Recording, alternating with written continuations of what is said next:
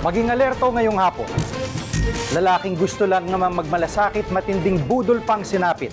Pinakilala siya sa akin na guy. So, usap kami for 1 to 2 weeks at pupunta ng condo, di na tuloy, lagi may something, ganyan. Then, in 2 weeks, parang biglang ma-hospital daw. Ending, parang doon na nag-start, na parang hihingan na ako ng pera. Nagalok ng libreng pasabay deliver, isa palang scammer. Grabe po ako mag-shopping online. Never pa po ako na-scam at all. First time ko po na-scam, pasabay rider. Natural sa mga Pilipino ang pagiging mawain, pero paano kung ang pagiging mabait mo, imbis na pahalagahan, ay nakuha pang samantalahin? Kaya hindi dapat basta-basta binibigay ang tiwala sa taong di mo naman nakikita. Kaya dapat laging budol alert.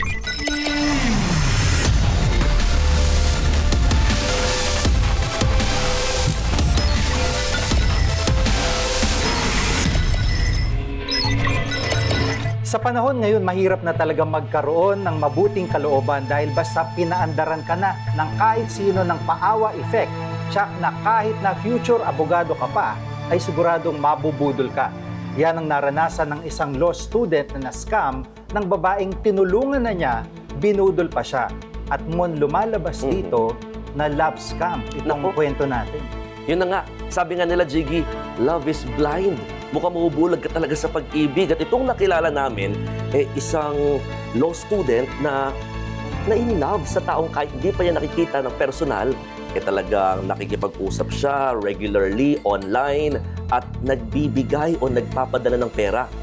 Ang worst, itong kausap niyang nai-in love siya, hindi pala totoo. Gawa-gawa lang ng babaeng nagpaawa at tinulungan niya.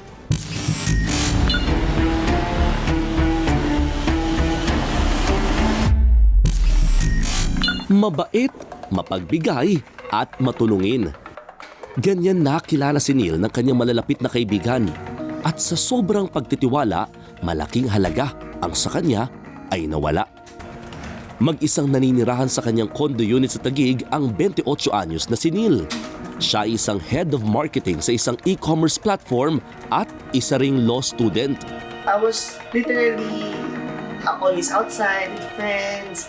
I would be very extroverted na as in, uy, sige to, sige niya. Gusto ko nakikilala ng madaming tao. Tapos, invite ng people in my place. Parang, uy, tara, dito tayo, tambay tayo, ganyan. Tapos, to the point na even my friends, kapag may kailangan sila, wala akong pambayad na ganito, wala akong ganyan. I would give and be helpful to anyone. Taong 2020, nung nakilala niya si Ruby, na noon ay membro din ng kanilang college organization. So, si ate girl mo ay quote-unquote victim ng isang scamming sa organization namin back in 2020. So, it was my college org. Tapos parang si ate girl, sa kanya pinadala yung mga perang that my orgmate allegedly parang asked for from different people. And from there, parang binalik niya sa akin yung pera kasi sabi niya victim daw siya. So yun, doon ko siya slowly nakilala online. Fast forward, ngayong 2024, na-diagnose ng panic at anxiety disorder si Neil. Ang taong may panic disorder or any form of anxiety disorder, usually, mas heightened ang emotions nito. Kasi nauunahan siya ng fear. Ang anxiety kasi fear-based to. Fear sa uncertainty, fear sa future. Kaya sa present time, mas naninimbang siya in a way. So dahil doon at heightened emotions siya, hindi ngayon siya rational mag-isip. Hindi kasi pwede magsabay yung emotional ka tas rational ka. At dahil may anxiety ka or panic disorder, mas prone ka ngayon on the emotional side. So mas at risk ang mga taong may anxiety or panic disorder sa scamming. Kasabay naman ito ay ang pangangamusta sa kanya ni Ruby. At dahil nga mag-isa lang siya sa kanyang condo unit, inalok niya itong makitira sa kanya ng libre. She mentioned again na parang she's trying to start she got a job in Mandaluyong and she lives in the south. Tapos sabi ko, okay, so may kailangan ka ba? Catch up? Sabi niya, pwede naman tayo mag-catch up, sabi. Kasi catch up kami in person. parang doon ko nalayan, parang gusto talaga niya magbago, may work talaga siya. At nahihirapan siya pumasok from the south to Mandaluyong. Sabi ko, PG sila ako, so why not stay with me? Wala rin ako kasama. At that time nga kasi parang in and out of the hospital din ako kasi of my anxiety and panic disorder. So she stayed with me for more or less 1 month. At dahil nga naging close niya ang dalawa, abay naging matchmaker na rin itong si Ruby. Tapos 1 week, may pinakilala siya sa akin na guy. Sabi ko, okay, pakialam ako dyan kasi yung guy na yon is matagal ko nung pinafollow sa Instagram. And then, pinakilala niya sa akin pero through a dump account. Sabi ko, bakit dump account naman? Sabi niya kasi may partner and abusive yung partner, gusto na makipag-iwalay pero di magawa kasi nga parang very abusive. Pero gusto niya din talaga may makausap na iba. So sabi ko, sige, usap kami. Sabi ko, totoong tao ba to? Kasi last time na kausap kita, hindi ikaw yung sinasabi mo, hindi ikaw yun. Sabi ko, totoong tao to, ganyan. So nag-send siya ng... Basta kung ano yung sinesend ng guys, sinesend din niya or may mga photos sila together. Nagsisync kumbaga yung stories nila both eh. Tapos nag-send siya ng mga photos ng IDs and everything. So okay, sige go. So usap kami for 1 to 2 weeks at pupunta ng condo, hindi tuloy, lagi may something, ganyan. Ang love scam or romance scam ay isang uri ng panloloko kung saan kunyaring nagugustuhan ka nitong scammer na ito. Kahit hindi pa niya ito nakikita ng personal, tiwala si Neil na legit ang kanya nakakausap online. Ang lalaki kasing inireto ni girl, isang doktor na matagal na niyang fina-follow sa social media. In 2 weeks parang biglang hospital daw. Tapos sabi ko, totoo ba to? Hospital tong friend mo, yung best friend mo. Sabi niya, oo, nakita ko dumaan sa office, sinundo siya, umihiram ng pera, yun yung problem, may sugat dito, hanggang ending, parang doon na nag-start, na parang hihingan na ako ng pera for ano. Most of the love scams, hindi siya face-to-face. Nangyayari ito sa online platforms, nangyayari ito through chatting, usually audio call, bihira ang video call. No, kaya lang dahil naka-invest na ng emotional connection at attachment, dito nagiging vulnerable yung biktima. At dahil nakuha na nga ng lalaki ang loob ni Neil, nagpadala ito ng pera na ipinadadaan pa kay Ruby. Umabot lang naman ito sa mahigit 200,000 pesos. Nag-build pa rin ulit ako ng savings ko and everything. Kasi gagamitin ko nga sana for business or kasi may coffee shop kami. So parang sabi ko, gusto ko sana invest doon. Or kung di man yun, pang law school ko nga. So, if ever sabi ko kasi sa UP, kaya naman. Sa Ateneo kasi sobrang mahal. Ending sa Ateneo ako napunta. So, dapat yun yung gagamitin ko sana pang start ko sa Ateneo. So, wala. Ending, nag-loan pa ako. Budol Alert Tips. Mga palatandaan na ito ay love scam. Una, nag-establish ng rapport at kukunin ang iyong atensyon. Pangalawa, huhulihin ang iyong tiwala para magkaroon kayo ng emotional connection. At pangatlo, paulit-ulit nang hihingi ng tulong. Itatry ng scammer patagalin as much as possible yung proseso para makakuha ng pera, ng attention, at usually umuugat to sa mga extreme events katulad ng emergencies. Lagi may emergency, lagi nagmamadali. Later on, feel ko na tumawago ako sa hospital, yung friend ko. Walang ganong pasyente. As in, medyo nakakaramdam na ako ng something else. Kasi parang gising ako one time, naka 1 hour lock yung phone ko, yung mga alerts na trying to access my account. Ilang linggo na nga lumipas pero ang ipinangakong bayad kay Neil, abay katulad ni Doc, hindi makita. Medyo hindi na ako napaparamdam dun sa guy. Tapos, medyo hindi rin ako umiimik dun sa girl. Last ko na nag-panic anxiety attack na malala with her. Sumakit yung tiyan ko sobra. Apparently, appendicitis na pala. So sabi ko, kailangan mo na ako samahan sa hospital. Kasi ayaw niya akong ano eh. Ayaw niya nakikita kami together sa sobrang daming tao. Usually, konting tao lang or dalawa. So sinamahan ako sa hospital. So nag-sign ng ano ko, ng ganyan.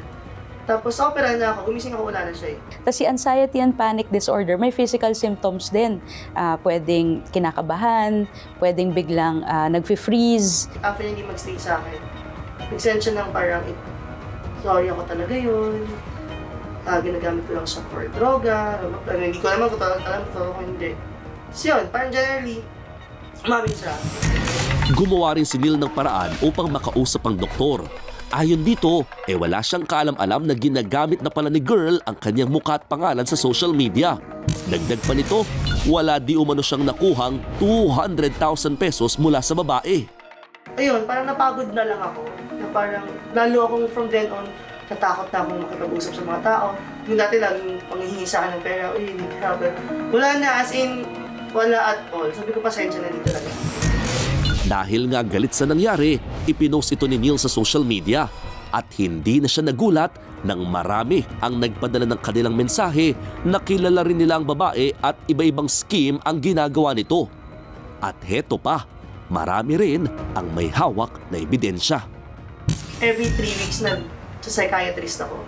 Sa psychiatrist ko lang sinasabi. I was keeping quiet kasi natakot ako sa life ko eh. At hindi man kaaya-aya ang kanyang pinagdaanan, ang mahalaga raw ay may aral siyang natutunan. It's better to be good than nice. Kasi pag nice, naabuso ka. Pag good, you know how to set boundaries. Learn peace. Ito talaga mantra ko ngayon. Every person that you meet in your life has an intention. May be good or bad. And know their intention. And have a wall.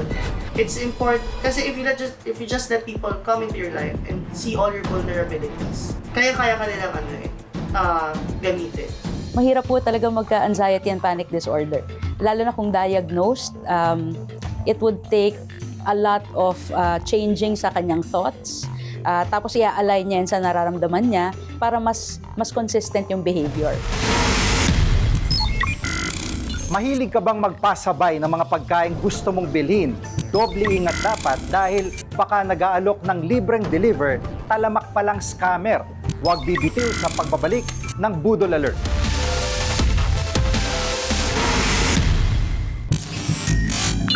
Ingat-ingat sa mga nag-aalok ng pasabay na hindi katiwa-tiwala dahil kapag nasabi ka sa freebies na offer nila, nako, sa pera mo siguradong magbababay ka. Nikki, paano ba nangyari dito sa case study natin? Kasi simpleng bibili lang siyang pagkain pero na-scam na. Ang mga delivery fee kasi ngayon, Jiggy, pataas ng pataas. Kaya tuloy nabuo itong konsepto ng pasabay para makamura nga sa delivery fee. Yun lang ang iiwasan natin dahil meron palang mga scammer na ginagamit din tong pasabay. Imbis tuloy na makamura ka, ikaw pang na-scam. At ang nangyari dito, kumbaga, parang nagpanggap na rider, may mga pinadalang kung ano-ano dun sa customer, nakumbinsin naman yung customer. Akala kasi niya restaurant mismo ang kausap niya. Yung pala, itong rider na ito ay nagpapanggap lang na taong taga-restaurant. At yun, na-scam na siya doon.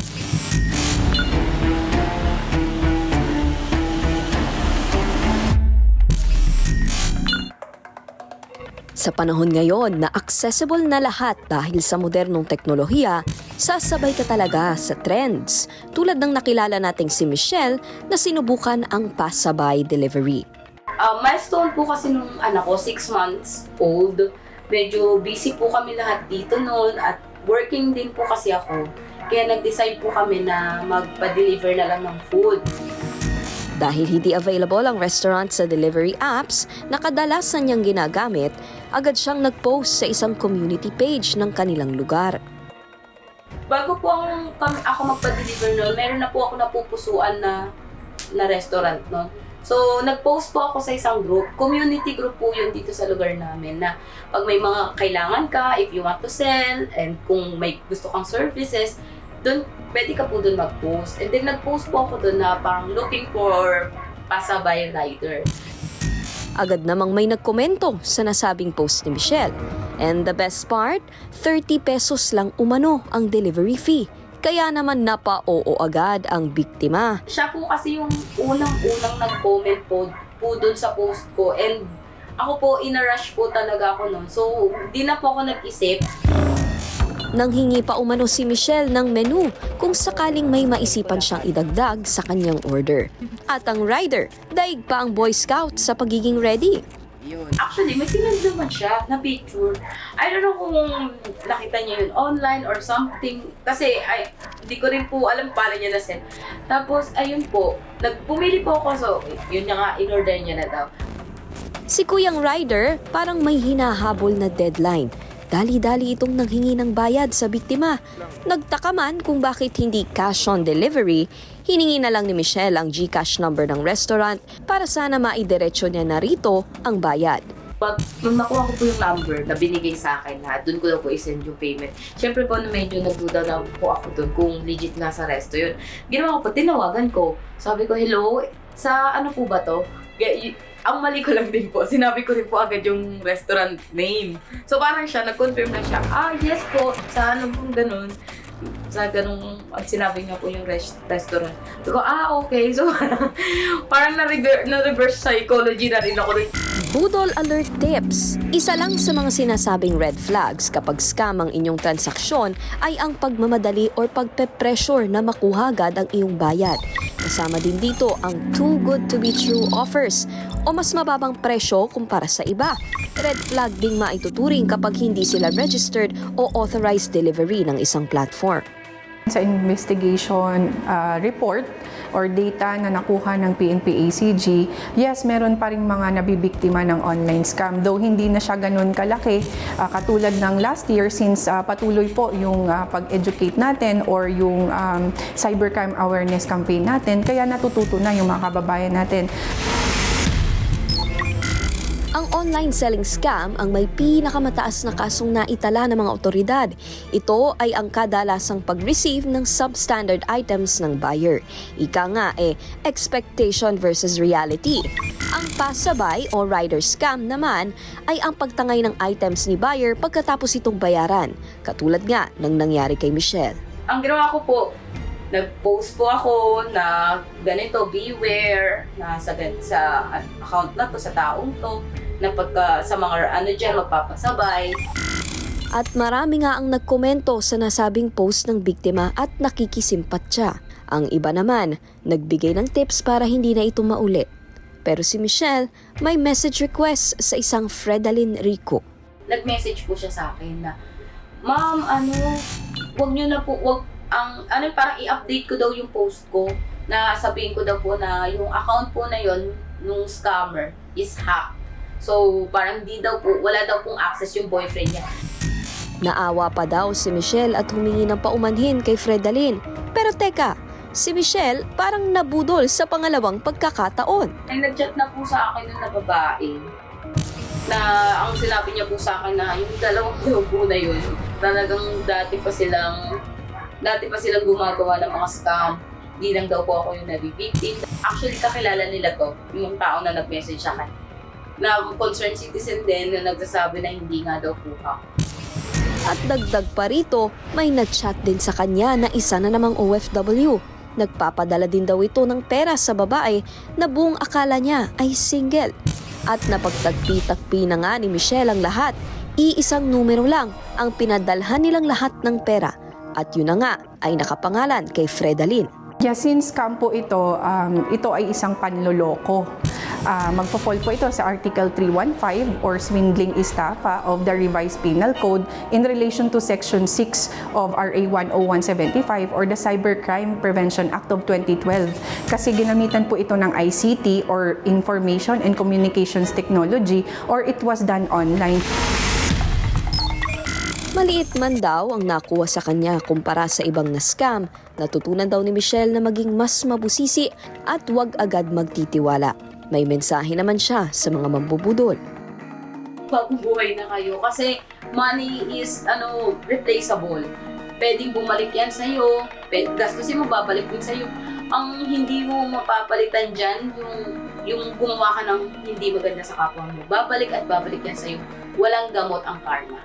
Lagi pong paalala ng PNP-ACG, mag-ingat po tayo sa mga online transactions po natin. Huwag po tayo basta-basta magtiwala sa mga katransactions natin sa online world kasi hindi po natin sila kilala. Kung magpasabay man po tayo, maaari ay doon na po tayo bumili sa mga registered na mga platforms at mga authorized talaga na delivery riders para kung mas kaman po tayo, may hahabulin tayong mga social media platforms. Susunod, investment ng isang lalaki sa isang gasolinahan na unsyami pang kita dahil sa kaguluhan mamaya sa pagbabalik ng Budol Alert.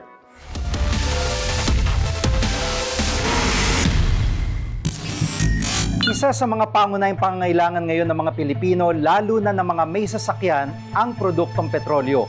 Kaya naman may mga negosyanteng nakakakita ng oportunidad para mag-invest sa mga ito. Pero paano kung ang dapat kinikita mo mula sa puhunang ipinasok mo ay naunsyami pa dahil nagkaroon ng problema sa kontrata?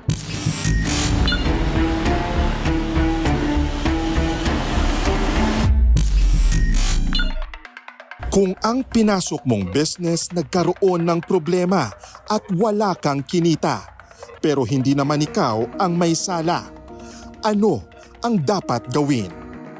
Tunghayan natin ang istorya ni Louie. Ako po si Louie Frederick De Jesus, taga Antipolo City. Negosyante po ako. So, anong first na negosyo mo, sir? 2013 na nag-start? Yun, mga religious item na. Mga sa paete ako gumpuan ng mga item. Lumaki si Louie sa kanyang lola na isang relihiyosa. Kaya naman ito ang una niyang naging negosyo. So, sa religious items, ito sa mga kapatid natin na hindi sila aware sa mga items na binibenta niyo. Mostly mga ano ba sila? Santo Niño, Mama Mary, Jesus Christ, mga pang Holy Week images, mga ganun. Nasa 30,000 pesos hanggang 45,000 pesos ang religious items na binibenta ni Louie. Bukod dito, nakahiligan din niya ang pag-buy and sell ng mga antigong gamit gaya ng lampara, tables at kapis windows. At dahil nga may sariling negosyo at hawak ang sariling oras, nag-isip pa siya ng pwedeng pagkakitaan. Ang franchising business is a business. So, it can be legitimate, pero it can also be illegitimate. When it comes to franchising, ang binibili mo kasi is yung sistema. So, itong franchising business na to, hindi siya mako-consider na franchising business kung hindi ka naka-register. Nung pandemic, napasok ka sa franchising at saka sa pag-invest. Oo, investing. Bakit? Bakit mo napili yung... Kasi parang ang layo ng ano, di ba? Religious items, tapos mga antique, tapos napasok ka sa pag-franchise. Kasi yung time kasi na medyo financially free ka na, medyo may naiipon ka na. Ang naisip ko na, kung nasa bangko lang, na-stock lang siya doon, hindi siya tumutubo ng malaki. At dahil kasagsagan noon ng pandemic, para kay Louie, nakita niya ang perfect product para i-franchise. Gasolinahan. Bakit gasolinahan? Kasi di ba nung pandemic parang naging in demand yung mga transport. So iniisip ko mas maraming gumagamit ng gasolina. Hindi ka malulugi, parang gano'n. Napanatag din ang loob niyang mag-franchise sa nasabing gasolinahan dahil na rin sa mga celebrity endorser nito. May agent naman na nakipag-usap sa akin sa Facebook. Any impression? Ano ba? Naniwala ka ba agad? Mukhang mapagkakatiwalaan naman yung agent. Oo. Tsaka actually meron naman kasing iFuel Antipolo. So kung may branch. So existing. So hindi na ako nagduda na baka mamaya scam to or bogus. Ilan din sa mga dokumentong ipinakita ng kumpanya ay ang kanilang profile, mayor's permit, business permit at SEC registration. So nung nakausap mo na itong agent na ito sa Facebook, ano yung pag-uusap po ninyo? Paano nag-start yung lahat? Nag-offer sila na sabi nila ang 3 years may return of income na. Then may mga previous kang makukuha, discount sa gasoline mismo kasi parang investor or co-owner ang lumalabas sa'yo. Before you invest, investigate. Kaya tayo natatalo at nai-scam kasi hindi naman tayo nag-i-investigate. Mag-compute ka. Huwag lang yung puro assumption. Hindi kasi magaling na siya. Huwag na huwag kang mag-i-invest na ang akala mo kapag binigay mo sa akin yung pera, magiging magic ang lahat. Napagdesisyonan nga ni Louie na mag-franchise sa gasolinahan sa halagang 500,000 pesos o kalahating milyong piso. So noong 2021, anong month kasi nag-start magbigay? Nag-usap kami mga bandang August, September. August and September, and then na-full mo siya, yung 500,000? Mga November na. October, November. So ilang months lang pala, nabigay mo na lahat? Nabigay ko na lahat. Nag-issue rin ang kumpanya ng certificate na nagpapatunay na co-owner na si Louie ng iFuel Angono branch. Magkaroon ka pa ng 3 friends, okay? 3 friends. Dapat meron kang, unang-una sa lahat, attorney. Siyempre, hindi mo naman alam kung ano yung mga legal concerns.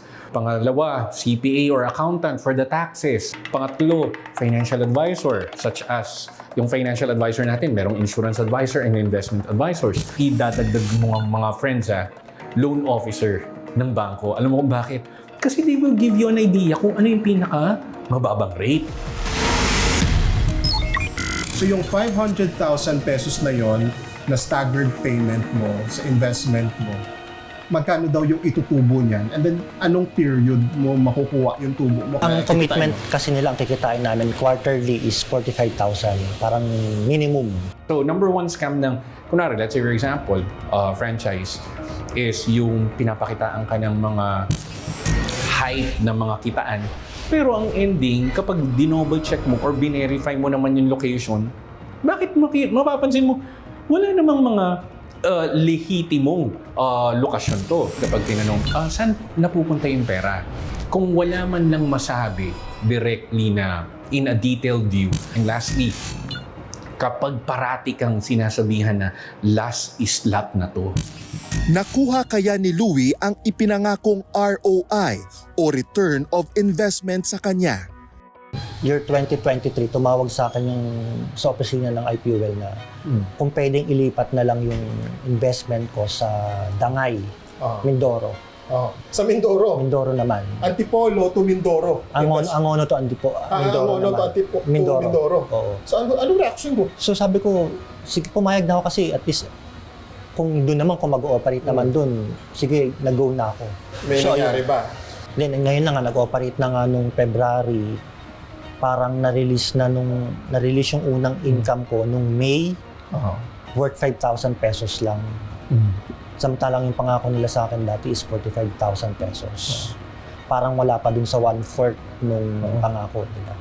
Number 1, you need to get back again dun sa may kontrata. Ano yung pinirmahan mo? Number 2, if ikaw ay franchise, not really an owner, pero yung, alam mo yun, yung aspiring franchise owner ka, you don't only check directly with the SEC. You also check with other franchisors. Ang paghingi ng update ni Louie puro sa email lang. Wala ni isa mang staff ang kumausap sa kanya ng personal. Pag pinapala ko kasi parang wala naman silang concrete na explanation kung bakit delay, ganyan. Kung bakit ganun lang kaliit yung income. Wala akong makuwang concrete na sagot sa kanila. Kung kulang-kulang pa rin yung mga interest at the end of the day, then may problema most likely with the business model or di kaya ang ending dito is hindi naman pala talaga kumikita yung business na franchise. Bilang investor, nung natanggap mo yung 5,000 piso, Sobrang disappoint talaga ako kasi ang layo sa expectation ko eh. Sabi ko kung sa iba ko in-invest yan or kung nag-focus ako din sa business ko, baka hindi lang 45,000 yun or 5,000 pesos yun. Dismayado man, positibo pa rin ang pananaw ni Louie at sinubukang bawiin na lang ang kanyang investment. Itong mga second quarter na yung 2024, nag-request na ako ng i-release na lang yung investment ko na 500,000 pesos. Ibalik na lang. Nasabi nila, ibabalik nila ng pool. Abangan na ibalik ba ang kalahating milyon na investment ni Louie sa usaping komisyon. Ano naman kaya ang nangyari?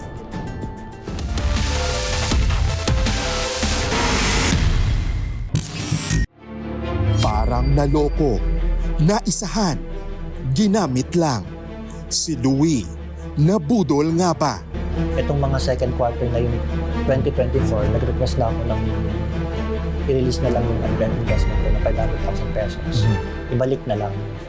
so yun. Pumayag naman sila na ibalik. Good. Okay. And then? Pero nung ibabalik na, sabi nila ibabalik nila ng pool.